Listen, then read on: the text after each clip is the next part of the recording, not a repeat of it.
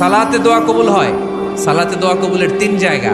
একটা হচ্ছে তাকবীরে তাহরিমার পরে আমরা সানা পড়ি না, আমরা তো একটা পড়ি, আল্লাহর হাবিব সুন্নাহ এবং নফল নামাজে আরো পড়তেন সানা, ওই দোয়া কবুল হয়। দুই নম্বর জায়গা সালাতে সেজদায় পড়ে দোয়া করলে কবুল হয়।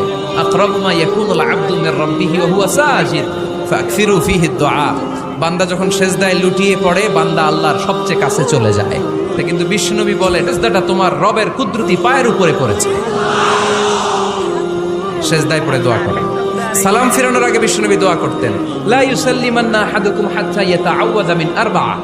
আল্লাহর হাবিব বললেন, চার জিনিস থেকে পানাহ না আছে আমার কোন উম্মত যেন সালাম না ফিরায়। তারা যেন পড়ে, আল্লাহুম্মা ইন্নী আউযু বিকা মিন আযাবিল কবর, আউযু বিকা মিন আযাবি জাহান্নাম, আউযু বিকা মিন ফিতনাতিল মাহইয়া ওয়াল মামাত, আউযু বিকা মিন ফিতনাতিল মাসিহিদ দাজ্জাল।